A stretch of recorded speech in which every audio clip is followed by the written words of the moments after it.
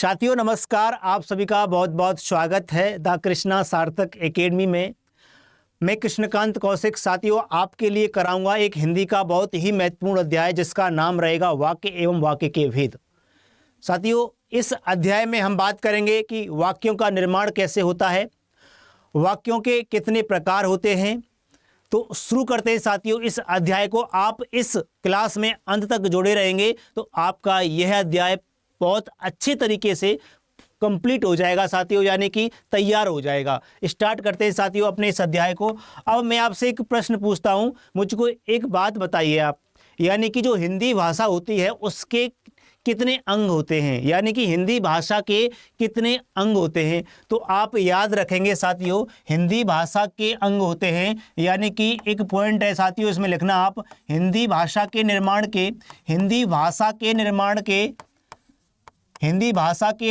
के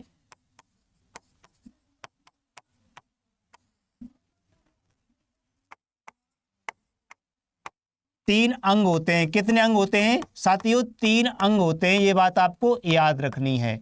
अब वो 3 अंग कौन कौन से होते हैं ये बात आपको बतानी है मुझे, यानी कि जो हिंदी भाषा होती है उसके निर्माण के साथियों कितने अंग होते हैं? 3 अंग होते हैं। वो 3 अंग कौन कौन से होते हैं पता है आपको? मैं बताऊंगा आपके लिए। एक होता है साथियों इसमें पता है क्या? एक होता है आपका वर्ण, क्या होता है? वर्ण।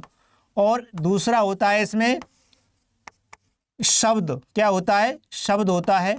और तीसरा होता है साथियों क्या? वाक्य होता है। यानी कि जो हिंदी भाषा होती है उसके निर्माण के कितने अंग होते हैं? 3 अंग होते हैं। एक वर्ण होता है, एक शब्द होता है और एक वाक्य होता है। अब जैसे कि मैंने आपसे कहा, मैंने पिछली कक्षा में क्लास में आपके लिए बताया था कि जो वर्ण होता है उसे क्या कहते हैं, कैसे वर्णों का निर्माण होता है, शब्दों के बारे में बताया था। आज बात करेंगे साथियों हम किसकी? आज बात करने वाले हैं हम वाक्य की। किसकी बात करने वाले हैं? वाक्य की बात करने वाले हैं।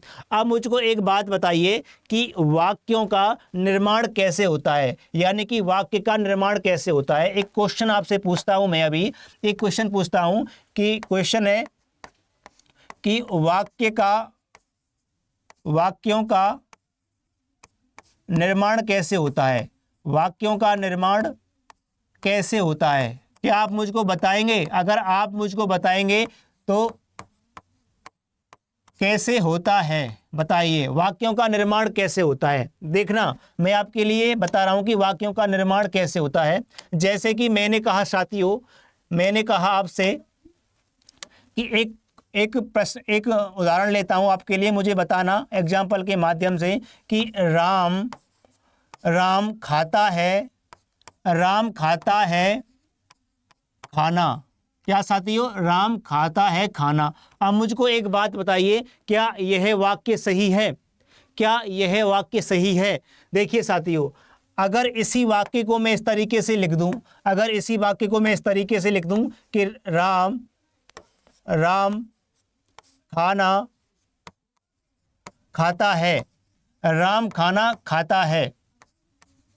अब मुझको एक बात बताइए कि ऊपर वाला वाक्य सही है कि नीचे वाला वाक्य सही है? देखिए साथियों, मुझको तो ऊपर वाला वाक्य है ना वो गलत लग रहा है, और जो नीचे वाला वाक्य है ना वो सही लग रहा है। क्यों लग रहा है? रीजन क्या है? देखिए साथियों, जो हिंदी भाषा होती है ना उसको लिखने का एक क्रमबद्ध तरीका होता है। जैसे कि आपने इंग्लिश में आप जानते होंगे कि होता है सब्जेक्ट वर्ब ऑब्जेक्ट होता है, यानी कि पहले इंग्लिश में लिखते हैं कर्ता, फिर उसके बाद होता है साथियों क्रिया, फिर कर्म। ऐसे ही साथियों जो हिंदी होती है ना, हिंदी भाषा में याद रखेंगे सबसे पहले साथियों पता है क्या आता है? सबसे पहले आता है कर्ता पद। क्या आता है साथियों? कर्ता पद आता है सबसे पहले।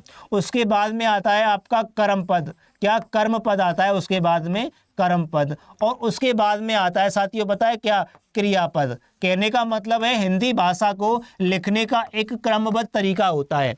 क्या होता है? क्रमबद्ध तरीका होता है। और उस वाक्य को लिखने के बाद में उस वाक्य का एक सही अर्थ भी होना बहुत जरूरी होता है साथियों। जैसे कि राम खाना खाता है, इससे एक बात जाहिर हो रही है, इससे एक बात का पता चल रहा है कि राम खाना खाता है। अब ऊपर वाले में राम खाता है खाना, यानी कि इसमें क्या है कि जो शब्द है ना वो इधर उधर बिखरे हुए हैं, इसलिए इसका एक सही अर्थ पता नहीं चल पा रहा है और नीचे वाले वाक्य का एक सही अर्थ पता चल पा रहा है। अब क्या कहेंगे साथियों, पता है आपको? अब इसकी एक परिभाषा क्या बन सकती है, यानी कि जो वाक्य है उसकी एक सही परिभाषा क्या बन सकती है, मुझको बताइए। देखिए, वाक्य की एक सही परिभाषा बन सकती है, लिखना वाक्य की परिभाषा। वाक्य की परिभाषा क्या बन सकती है, देखना वाक्य की परिभाषा क्या बन सकती है। देखना कैसे लिखेंगे वाक्य की परिभाषा, आप मुझको बताइए क्या हो सकती है। लिखना इसमें एक, लिखना शब्दों के, क्या शब्दों के क्रमबद्ध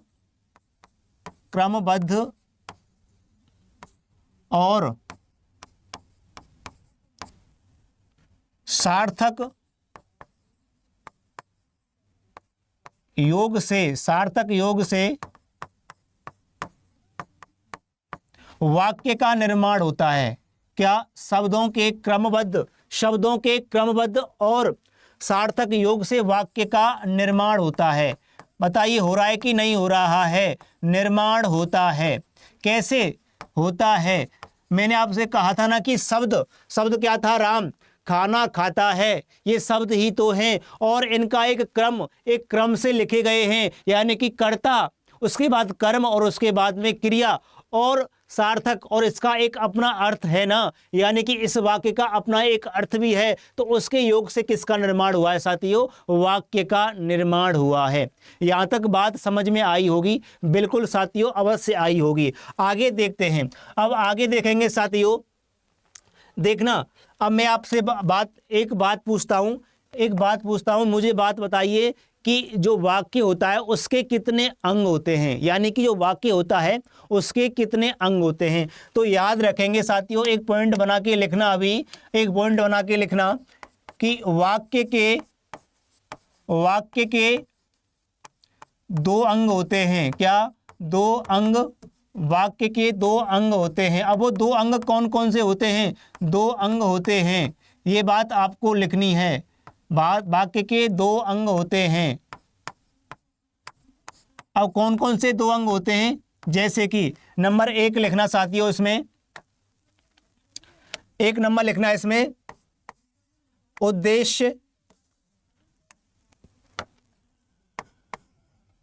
उद्देश्य और नंबर 2 लिखना विधेय। क्या? विधेय। यानी कि वाक्य के कितने अंग होते हैं? 2 अंग होते हैं। क्या होते हैं? 2 अंग होते हैं। कौन कौन से? एक होता है उद्देश्य और एक होता है साथियों विधेय। अब उद्देश्य क्या होता है? उद्देश्य क्या होता है? इसमें लिखेंगे साथियों, जिसके बारे में, यानी कि जिसके बारे में बात की जाती है, जिसके बारे में बात की जाए, जिसके बारे में बात की जाए, जिसके बारे में बात की जाए। और विधेय होता है साथियों जो उद्देश्य के बारे में बताए, उद्देश्य के बारे में बताए। कैसे? समझना, अभी मैंने क्या कहा, उद्देश्य किसे कहते हैं? वाक्य के कितने अंग होते हैं? 2 अंग होते हैं। कौन कौन से? एक होता है उद्देश्य और एक होता है साथियों विधेय। उद्देश्य किसे कहते हैं? जिसके बारे में बात की जाए। सॉरी दोस्तों, एक विधेय होता है। विधेय किसे कहते हैं? जो उद्देश्य के बारे में बताए। एग्जाम्पल के माध्यम से देखेंगे साथियों, मैंने आपसे कहा, एग्जाम्पल के माध्यम से देखेंगे, जैसे कि मैंने आपसे अभी कहा, एक एग्जाम्पल लेते हैं, एक उदाहरण लेते हैं, ध्यान से समझते चले जाना, सारी बातें आपके दिमाग में प्रवेश होती चली जाएंगी। मैंने कहा अमन स्कूल जाता है। अमन स्कूल जाता है। देखना, यानी कि जो अमन है वो कहाँ जा रहा है? स्कूल जाता है। अब मुझको एक बात बताइए, इसमें बात किसकी की गई है? इसमें बात किसकी की गई है? इसमें बात की गई है साथियों अमन की। तो अमन क्या हो जाएगा? उद्देश्य हो जाएगा। क्या हो जाएगा? अमन उद्देश्य हो गया। ये तो उद्देश्य हो गया। और कहाँ जा रहा है? स्कूल। पूरा की पूरा ये क्या हो जाएगा साथियों, ये विधेय हो जाएगा। यानी कि जो उद्देश्य के बारे में बताए वो क्या कहलाता है, विधेय कहलाता है। यानी कि अमन स्कूल जाता है, तो बात किसकी की गई है, इसमें बात की गई है अमन की। और कहाँ जाता है, स्कूल, तो जिसके बारे में बात की जाती है उसे उद्देश्य कहते हैं। और जो उद्देश्य के बारे में बताता है यानी कि उद्देश्य के बारे में कौन बता रहा है, स्कूल जाता है। अमन कहाँ जाता है, स्कूल जाता है, तो ये पूरा क्या हो जाएगा साथियों, ये विधेय हो जाएगा। बात समझ में आई, अवश्य आई होगी। चलो एक एग्जाम्पल और लेते हैं साथियों, एक उदाहरण के माध्यम से और देखेंगे। मैंने आपसे कहा कि रीता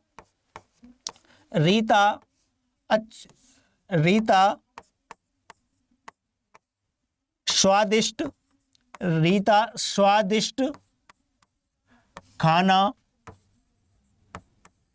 पकाती है। यानी कि जो रीता है ना, वो स्वादिष्ट खाना पकाती है।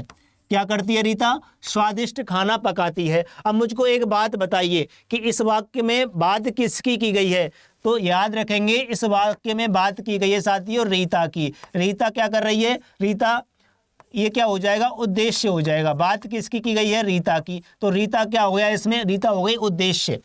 अब रीता क्या कर रही है, अच्छा खाना पका रही है, यानी कि अच्छा खाना पकाती है, तो ये क्या हो जाएगा, ये साथियों विधेय हो जाएगा। क्या हो जाएगा, ये विधेय हो जाएगा। बात समझ में आई। उद्देश्य किसे कहते हैं, जो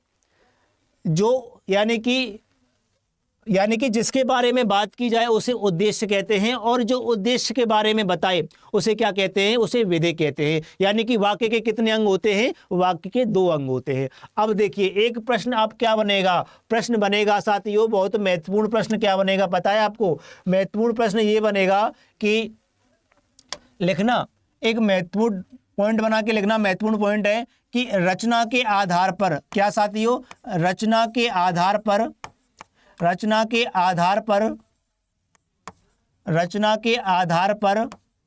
वाक्य के प्रकार, यानी कि रचना के आधार पर वाक्यों के प्रकार, ये प्रश्न आपकी परीक्षा में पूछा गया है। यानी कि रचना के आधार पर वाक्यों के प्रकार। अब मुझको बात बताइए कि रचना के आधार पर वाक्यों के कितने प्रकार होते हैं, तो याद रखना साथियों, रचना के आधार पर वाक्यों के 3 प्रकार होते हैं। कितने प्रकार होते हैं, 3 प्रकार होते हैं। कौन कौन से प्रकार होते हैं, 3, याद रखना। एक होता है साथियों, बताए क्या, एक होता है आपका साधारण, यानी कि साधारण, या फिर कहेंगे साधारण, या फिर कह सकते हैं साथियों सरल वाक्य। क्या, सरल वाक्य। इन सभी वाक्यों की चर्चा डिटेल में की जाएगी। और दूसरा होता है साथियों, पता है क्या, दूसरा होता है संयुक्त वाक्य, यानी कि संयुक्त वाक्य होता है दूसरा।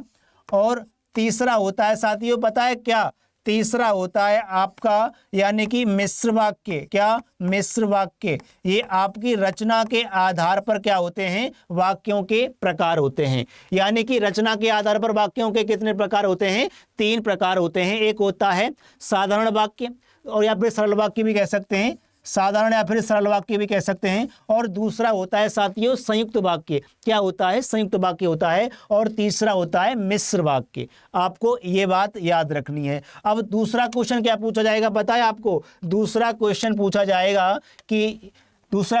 जाएगा, पॉइंट बना के लिखना कि अर्थ के आधार पर, क्या साथियों, अर्थ के आधार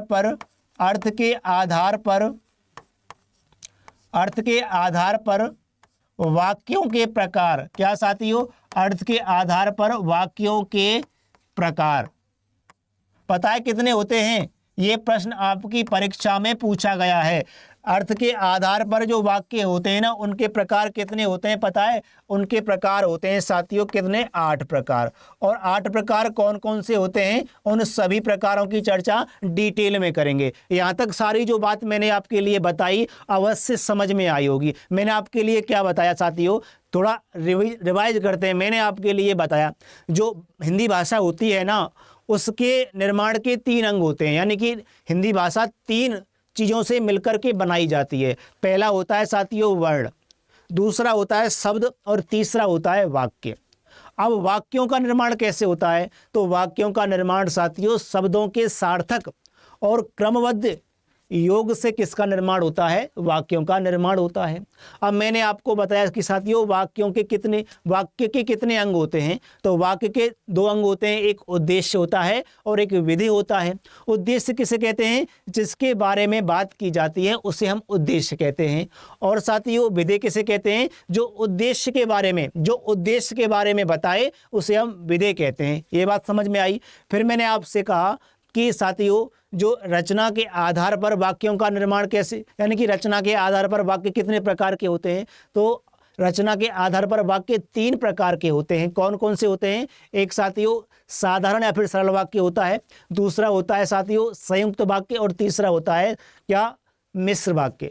अब दूसरा प्रश्न क्या बनेगा कि अर्थ के आधार पर वाक्यों के कितने प्रकार होते हैं? तो अर्थ के आधार पर वाक्यों के साथियों 8 प्रकार होते हैं। ये बात आपके समझ में अवश्य आई होगी। देखते हैं साथियों, आगे देखते हैं। देखिए मैंने आपके लिए ये टॉपिक स्टार्ट किया था, यानी कि हिंदी व्याकरण में वाक्य और वाक्य के भेद। अब देखिए, अब थोड़ा सा पीपीटी के द्वारा पढ़ लेते हैं कि कौन कौन सी बातें आपकी परीक्षा की दृष्टिकोण से महत्वपूर्ण है। इसमें देखना आप, यानी कि देखिए शब्दों का व्यवस्थित रूप जिससे मनुष्य अपने विचारों का आदान प्रदान करता है उसे वाक्य कहते हैं। यानी कि वाक्यों के माध्यम से साथियों हम अपनी बात को किसी दूसरे व्यक्ति तक, वाक्यों के माध्यम से हम अपनी बात को किसी दूसरे व्यक्ति तक आसानी से पहुंचा सकते हैं। अगर हम वाक्य सही प्रकार से किसी व्यक्ति को वाक्यों के माध्यम से कहेंगे तो वो हमारी बात को अच्छे तरीके से प्राप्त कर लेगा, यानी कि समझ जाएगा। कहने का मतलब क्या है? शब्दों का ऐसा व्यवस्थित रूप जिसके द्वारा हम मनुष्यों को अपनी बातें पहुंचा सकते हैं, वो क्या कहलाते हैं साथियों? वाक्य कहलाते हैं। बात समझ में आई? अब देखिए, एक सामान्य वाक्य में कर्ता, कर्म और क्रिया होते हैं। मैंने अभी आपके लिए ये बात समझाई थी ना। जैसे कि मैंने आपसे कहा कि राम स्कूल जाता है। क्या साथियों? राम स्कूल जाता है। ये बात मैंने अभी आपके लिए समझाई थी ना कि राम क्या जाता है? स्कूल जाता है राम। तो ये क्या है? इसमें कर्ता है, ये तो कर्ता है। अब कर्ता के बाद में साथियों ये क्या है? ये कर्म है। और ये क्या है साथियों? जाता क्या है? क्रिया है। कहने का मतलब है वही बात, यानी कि सामान्य वाक्य में कर्ता, कर्म और क्रिया होते हैं। वही तो साथियों, राम स्कूल जाता है, इस पूरे वाक्य में क्या है? कर्ता है, कर्म है और क्रिया है। यही बात इस लाइन में लिखी गई है। एक सामान्य वाक्य में कर्ता, कर्म और क्रिया होते हैं। बात अवश्य समझ में आई होगी। आगे देखते हैं साथियों, आगे लिखा हुआ है साथियों, जैसे कि 2 या 2 से अधिक पदों के सार्थक समूह को जिसका पूरा अर्थ निकलता है उसे वाक्य कहते हैं। मैंने अभी आपको ये बात समझाई थी, यानी कि एक सार्थक क्रम होना चाहिए और उसका एक पूरा अर्थ निकलना होना चाहिए। जैसे कि एक मैंने अभी आपसे कहा था, मैं एक वाक्य लिखता हूं आपके लिए। मैंने कहा मनोज, क्या साथियों? मनोज गाना गाता है। मनोज गाना गाता है, यानी कि मनोज गाना गाता है। अब इसमें क्या है? एक सार्थक क्रम है, पहले कर्ता है, फिर कर्म है, फिर क्रिया है, और एक सेंस यानी कि एक अर्थ निकल रहा है सही कि मनोज क्या करता है? मनोज गाना गाता है। बात समझ में आई होगी। अब देखिए पूरा अर्थ निकल रहा है ना वाक्य से? बिल्कुल निकल रहा है। उसे क्या कहते हैं? वाक्य कहते हैं। बात समझ में आई? अब देखिए एक उदाहरण लिया है इसमें कि सत्य की विजय होती है। बात बिल्कुल सही है और सही अर्थ भी निकलता है कि हाँ सत्य की विजय होती है। यह एक वाक्य है क्योंकि इसका एक पूरा अर्थ निकलता है। पूरा अर्थ निकल रहा है कि क्या है? सत्य की विजय होती है। अब देखिए सत्य की विजय होती है ये वाक्य में नहीं है क्योंकि इसका अर्थ नहीं निकलता है। कहने का मतलब है किंतु सत्य की विजय होती है और सत्य की विजय होती है। और वाक्य में क्योंकि इसका पूरा अर्थ निकलता है किंतु सत्य विजय होती है। अगर यही बात सॉरी दोस्तों, अगर यही बात इस प्रकार से लिखी जाए कि सत्य विजय होती है तो इसमें क्या है? क्या इससे पता चल रहा है कि सत्य विजय होती है? नहीं। अब इसमें क्या है? एक पद यानी कि सत्य की, अगर यहाँ पर की होगा तो सही वाक्य होगा। कहने का मतलब है सही तरीके से और सही शब्दों का प्रयोग वाक्य में किया गया होना चाहिए साथियों, तब एक वाक्य का निर्माण होता है। ये बात आपकी समझ में अवश्य आई होगी। आगे देखते हैं, जैसे कि आगे मैंने पहले आपके लिए बताया था कि वाक्य के कितने तत्व या फिर अंग होते हैं साथियों। वाक्य के 2 अंग या फिर तत्व होते हैं। कौन कौन से? जैसे कि एक होता है साथियों क्या? उद्देश्य। उद्देश्य के बारे में मैंने अभी आपको बताया था। एक होता है साथियों क्या? विधेय। विधेय के बारे में मैंने अभी आपको बताया था। उद्देश्य किसे कहते हैं? जिसके बारे में बात की जाए। क्या? जिसके बारे में बात की जाए। सारी बातें मैं आपको पहले ही बता चुका हूं। जिसके बारे में बात की जाए, जिसके बारे में बात की जाए वो क्या कहलाता है? उद्देश्य कहलाता है। जिसके बारे में बात की जाए। बात समझ में आई? और विधेय किसे कहते हैं? विधेय कहते हैं साथियों जो उद्देश्य के बारे में बताए। क्या? जो उद्देश्य के बारे में बताए। जो उद्देश्य के बारे में बताए, ये क्या कहलाता है? विधेय कहलाता है। बात समझ में आ रही होगी। सारी बातें मैं अभी लिख के आपको बता चुका हूं। यानी कि वाक्य के कितने अंग या फिर तत्व होते हैं? 2 होते हैं। एक उद्देश्य होता है और एक विधेय होता है। जिसके बारे में बात की जाती है वह उद्देश्य कहलाता है, और जो उद्देश्य के बारे में बताता है वह क्या कहलाता है? विधेय कहलाता है। ये बात आपके समझ में आ रही होगी साथियों। चलो एक एग्जाम्पल के माध्यम से मैं आपको बताता हूं। अभी मैंने आपसे कहा कि अमन अंकुर, देखना, अंकुर अच्छा लिखता है। यानी कि अंकुर अच्छा लिखता है। बात किसकी की जा रही है साथियों? इसमें अंकुर की। यानी कि अंकुर क्या हो जाएगा? इसमें उद्देश्य हो जाएगा। अंकुर क्या हो जाएगा? उद्देश्य अंकुर हो जाएगा। और अच्छा लिखता है ये क्या हो जाएगा? ये विधेय हो जाएगा। ये क्या हो जाएगा? ये विधेय हो जाएगा। यानी कि जिसके बारे में बात की जाए वह उद्देश्य कहलाता है, और जो उद्देश्य के बारे में बताता है वो विधेय कहलाता है। ये बात अवश्य आपकी समझ में आ रही होगी। आगे देखते हैं साथियों। जैसे कि आगे देखिए उद्देश्य के बारे में, सॉरी साथियों, उद्देश्य के बारे में देखेंगे कि उद्देश्य किसे कहते हैं।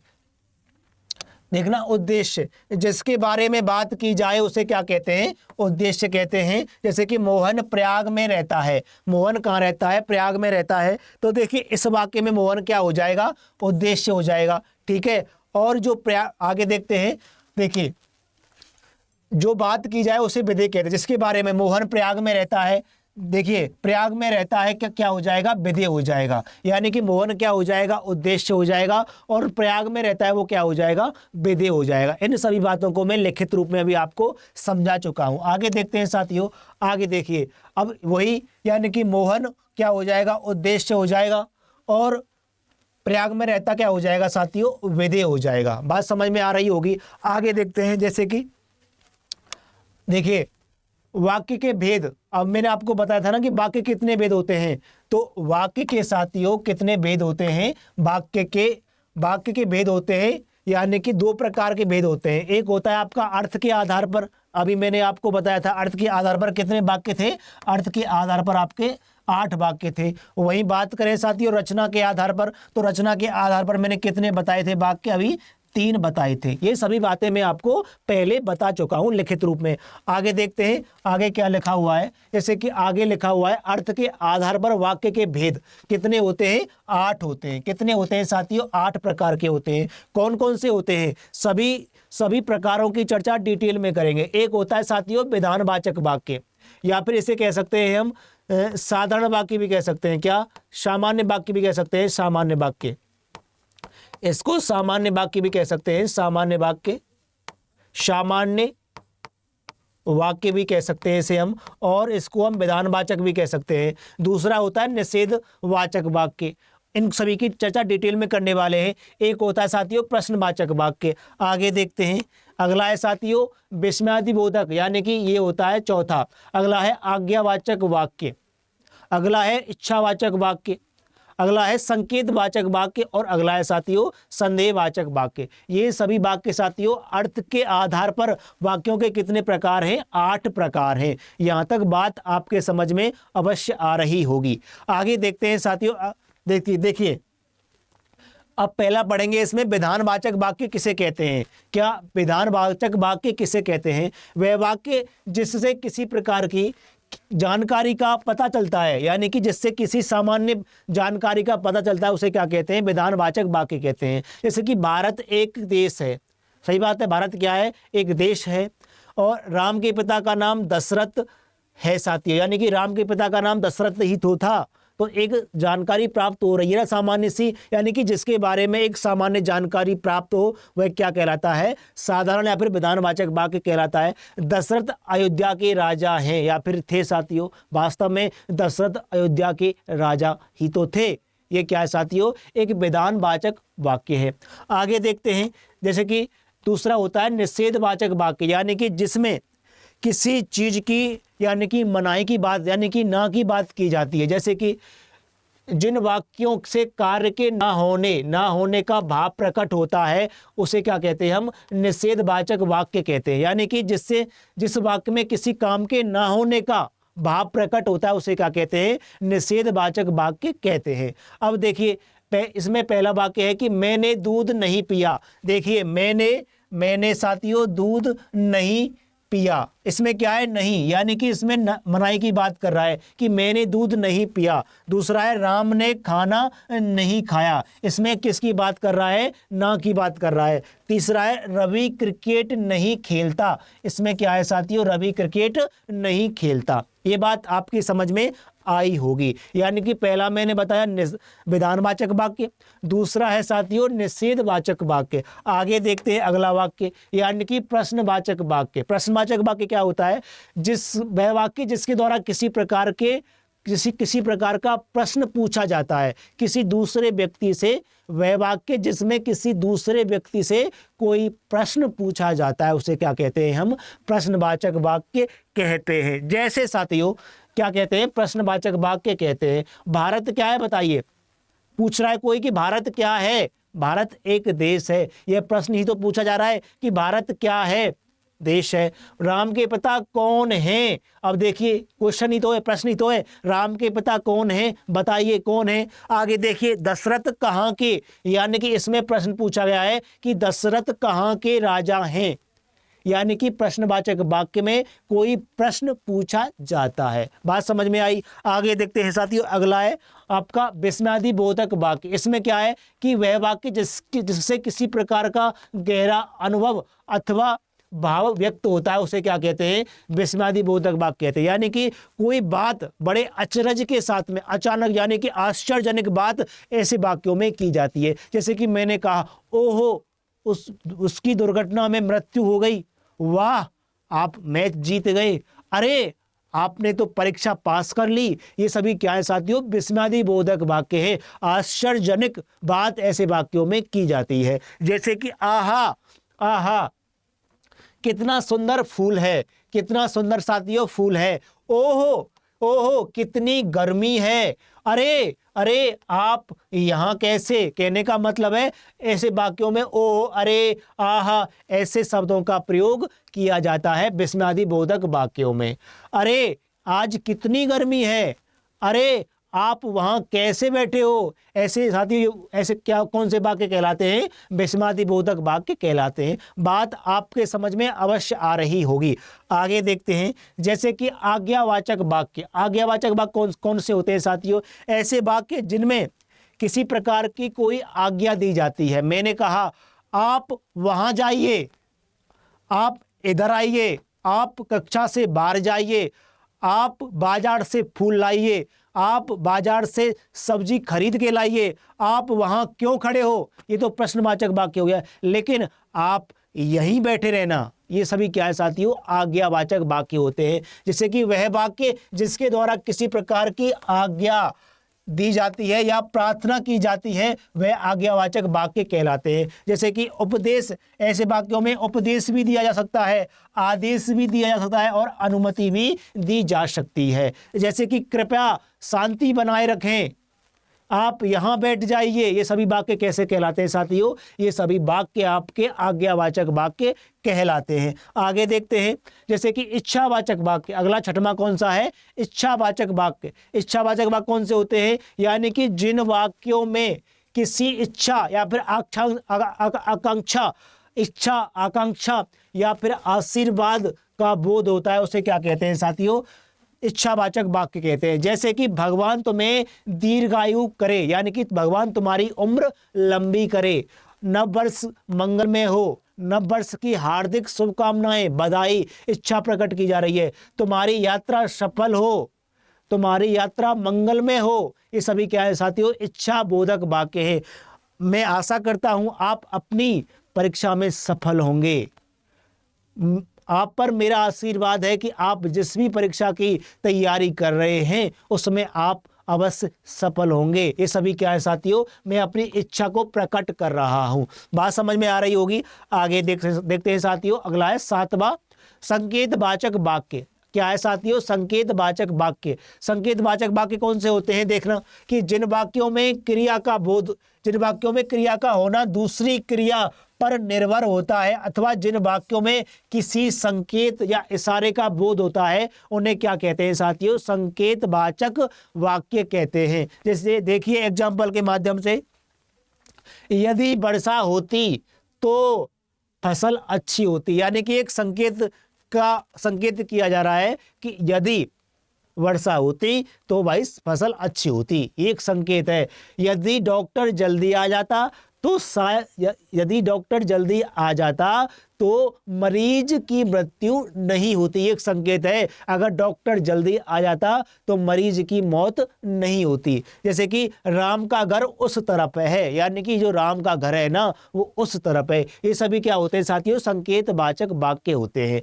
आगे देखते हैं, जैसे कि संदेहवाचक वाक्य कौन से होते हैं। संदेहवाचक वाक्य होते हैं साथियों जिनमें संदेह प्रकट किया जाता है, यानी कि संदेह प्रकट किया जाता है जिन वाक्यों से संदेह या फिर शंका की संभावना व्यक्त होती है। संदेह या फिर शंका की संभावना प्रकट होती है, उन्हें वो वाक्य कैसे कहलाते हैं, संदेहवाचक वाक्य कहलाते हैं। जैसे कि शायद शाम को वर्षा होगी, यानी कि एक संदेह, शायद पता नहीं होगी कि नहीं होगी, शायद शाम को वर्षा होगी। जैसे कि हो सकता है राजेश आ जाए, यानी कि अनुमान, यानी कि संदेह किया जा रहा है कि हो सकता है, यानी कंफर्म नहीं है, यानी कि निश्चित नहीं है कि, यानी कि राजेश आ जाए, हो सकता है, एक संदेह प्रकट किया जा रहा है। अब तक फसल कट चुकी होगी, यानी कि मैं सोच रहा हूं कि हाँ शायद अब तक फसल कट चुकी होगी, यानी कटी भी होगी और नहीं भी कटी होगी, पर कट चुकी होगी, एक संदेह प्रकट किया जा रहा है। साथियों अर्थ के आधार पर जो वाक्य होते हैं वो कितने प्रकार के होते हैं, 8 प्रकार के होते हैं। मैंने सभी 8 प्रकारों की चर्चा आपके सामने डिटेल में की है। अब आगे देखते हैं साथियों, आगे आपका देखिए रचना के आधार पर वाक्यों के भेद। रचना के आधार पर वाक्यों के भेद मैंने कितने बताए थे, 3। कौन कौन से, रचना के आधार पर 3 भेद। एक साधारण वाक्य बताया था या फिर सरल वाक्य बताया था, एक मैंने संयुक्त वाक्य बताया था आपके लिए, और एक मिश्र वाक्य आपके लिए मैंने बताया था। ये बात समझ में आई। यानी कि रचना के आधार पर वाक्यों के कितने भेद होते हैं, 3। एक साधारण वाक्य होता है, एक संयुक्त वाक्य होता है और एक मिश्र वाक्य होता है। अब इन सभी वाक्यों, इन सभी प्रकारों की चर्चा डिटेल में करेंगे। अगर आपको यह क्लास समझ में आ रही है तो आप इस सेशन को, इस क्लास को लाइक कर सकते हैं और इस क्लास को अपने दोस्तों के साथ में शेयर भी कर सकते हैं। देखिए साथियों आगे पढ़ेंगे। पहला वाक्य है साधारण वाक्य। साधारण वाक्य क्या होता है, इसमें लिखा हुआ है साथियों, जिन वाक्यों में एक क्रिया और एक कर्ता होता है वे कौन से वाक्य कहलाते हैं, सरल वाक्य कहलाते हैं। जिनमें एक क्रिया होती है और एक कर्ता होता है वो कैसे वाक्य कहलाते हैं, साधारण वाक्य कहलाते हैं। कहने का मतलब जिनमें एक उद्देश्य होता है और एक विधेय होता है वो क्या कहलाते हैं, साधारण वाक्य कहलाते हैं। देखिए दूसरे शब्दों में, जिन वाक्यों में केवल एक ही उद्देश्य होता है और एक ही विधेय होता है, एक ही उद्देश्य और एक ही विधेय होता है, उन्हें सरल वाक्य कहते हैं। सरल वाक्यों में एक मुख्य, यानी कि एक ही मुख्य क्रिया होती है। जो सरल वाक्य होते हैं ना उनमें केवल एक ही मुख्य क्रिया होती है। अब जैसे देखिए साथियों एग्जाम्पल देखते हैं, जैसे कि मुकेश पढ़ता है। मुकेश क्या है, एक कर्ता है इसमें और पढ़ता एक क्रिया है। मुकेश क्या है, उद्देश्य है, और ये क्या है साथियों, विधेय है। रोहन खेलता है यानी कि एक कर्ता है, एक क्रिया है। राकेश ने भोजन किया यानी कि राकेश क्या है, इसमें उद्देश्य है, कर्ता ने भोजन किया, और ये क्या है साथियों, विधेय है, यानी कि एक उद्देश्य और एक विधेय। देखिए रवि क्या है साथियों, उद्देश्य करता है, और क्रिकेट खेलता क्या है साथियों, ये विधेय है। यानी कि जिसमें एक उद्देश्य होता है और एक विधेय होता है, वो कैसे वाक्य कहलाते हैं, सरल या फिर साधारण वाक्य कहलाते हैं। आगे देखते हैं अगला वाक्य कौन सा है। देखिए अगला है साथियों आपका संयुक्त वाक्य। अब संयुक्त वाक्य किसे कहते हैं, जैसे कि साथियों जिस वाक्य में दो या दो से अधिक उपवाक्य मिले हो परंतु सभी वाक्य प्रधान हो, ऐसे वाक्य को संयुक्त वाक्य कहते हैं। जैसे कि साथियों दो वाक्य यानी कि दो उपवाक्य आपस में मिले होने चाहिए। एग्जाम्पल के माध्यम से देखना आप, इसमें लिखा है, दूसरे शब्दों में क्या परिभाषा है, जब दो सरल वाक्य या एक सरल और एक मिश्र वाक्य आपस में समुच्चयबोधक अव्यय जैसे कि और, तथा, या, अथवा, इसलिए, अतः, फिर भी, तो, किंतु, परंतु, लेकिन, पर आदि से जुड़े हों, वो कैसे वाक्य कहलाते हैं, संयुक्त वाक्य कहलाते हैं। यानी कि ऐसे वाक्य, ऐसे दो उपवाक्य जो समुच्चयबोधक अव्यय से जुड़े हों आपस में। कहने का मतलब क्या है साथियों, जैसे कि तथा से, और से, परंतु, किंतु, ये सभी क्या कहलाते हैं, समुच्चयबोधक अव्यय कहलाते हैं। लेकिन, पर, इनसे आपस में जुड़े होने चाहिए दो उपवाक्य। देखिए एग्जाम्पल के माध्यम से, वह सुबह गया और शाम को लौट आया। यानी कि वह सुबह गया, एक उपवाक्य ये हो गया और एक उपवाक्य ये हो गया। अब ये आपस में किसे जोड़ दिया हमने, समुच्चयबोधक अव्यय के द्वारा इनको जोड़ दिया गया है। जैसे कि उसने बहुत परिश्रम किया किंतु सफलता नहीं मिली। कहने का मतलब है ये उपवाक्य और ये उपवाक्य आपस में किससे जुड़े हैं साथियों, किंतु से जुड़े हैं। बात समझ में आ रही है।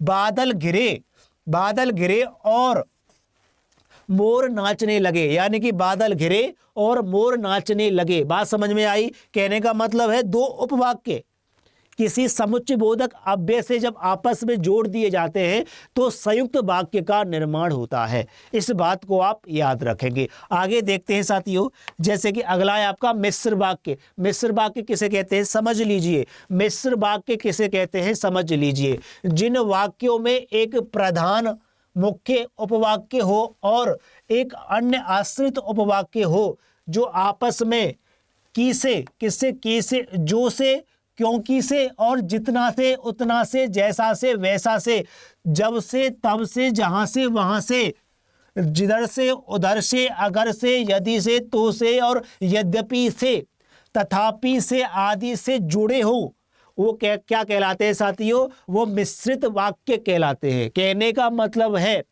जब एक प्रधान वाक्य और एक उपवाक्य आपस में इन सभी शब्दों से जुड़े हों और साथियों एक उपवाक्य पर दूसरे उपवाक्य का प्रभाव भी पड़ा होना चाहिए, वो क्या कहलाते हैं, मिश्र वाक्य कहलाते हैं। बात समझ में आ रही होगी। जैसे कि साथियों एग्जाम्पल के माध्यम से देखना, एग्जाम्पल के माध्यम से साथियों, मेरा दृढ़ विश्वास है कि भारत जीतेगा। यानी कि मुझे अपने ऊपर यह विश्वास है, यानी कि मेरा विश्वास क्यों है, क्योंकि भारत जीतेगा। तो किससे जुड़ा हुआ है साथियों, की से जुड़ा हुआ है। बात समझ में आ रही है। जैसे कि सफल वही होता है जो यानी कि परिश्रम करता है। यानी कि सफलता किस पर निर्भर करती है, परिश्रम पर निर्भर करती है। कहने का मतलब है सफल वही होता है जो परिश्रम करता है। जैसे कि साथियों, जैसे ही बादल घिरे मोर नाचने लगे। यानी कि मोर कब नाचने लगे, जैसे ही बादल घिरे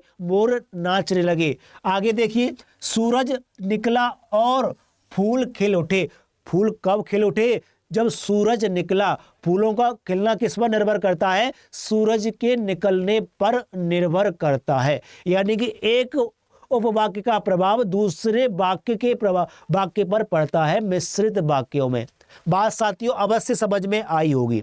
साथियों मैंने इस क्लास में आपके लिए वाक्य के बारे में पूरी डिटेल में जानकारी दी है। पूरे चैप्टर को, पूरे अध्याय को बड़े विस्तार के साथ में पढ़ाया है। आपकी समझ में ये सभी बातें अवश्य आई होंगी साथियों। और इसी प्रकार मैं आपके लिए हिंदी के प्रत्येक अध्याय को डिटेल में पढ़ाता रहूँगा। आप क्लासेस से, आप कक्षा से डेली जुड़े रहिए। साथियों, कक्षा के माध्यम से आपकी परीक्षा की दृष्टिकोण से जितनी भी महत्वपूर्ण बातें होंगी, उन सभी बातों की चर्चा विस्तार में क्लासेज में की जाती हैं। तो आप कक्षा से जुड़ना बिल्कुल भी नहीं भूलेंगे। अगर आपको अपनी परीक्षा में हिंदी में एक भी प्रश्न गलत नहीं करना है तो आपको क्लासेज को देखना ही होगा। क्लासेज के माध्यम से मैं वादा करता हूँ आपकी परीक्षा में एक भी प्रश्न गलत नहीं होगा। और यदि आप मेहनत के साथ में क्लासेज को देखेंगे और फिर उसकी प्रैक्टिस करेंगे तो वादा करता हूँ साथियों, आप अपनी परीक्षा में हिंदी में एक भी प्रश्न गलत करके नहीं आओगे। फिर मिलता हूँ साथियों अगली क्लास में। तब तक के लिए व्यस्त रहिए, मस्त रहिए, स्वस्थ रहिए और अपनी पढ़ाई को लगातार करते रहिए साथियों, क्योंकि मंजिल को प्राप्त करना है तो आपको कठिन परिश्रम के साथ में पढ़ाई करनी ही होगी। पढ़ाई करनी है तो आपको सफलता मिलेगी जरूर। पढ़ाई करेंगे तो सफलता मिलेगी और पढ़ाई नहीं करेंगे तो सफलता नहीं मिलेगी। कहने का मतलब इसमें भी साथियों मिश्र वाक्य ही काम कर रहा है, यानी कि मेहनत पर आपकी सफलता निर्भर कर रही है। साथियों, तब तक के लिए व्यस्त रहिए, मस्त रहिए, स्वस्थ रहिए। धन्यवाद। जय हिंद, जय भारत।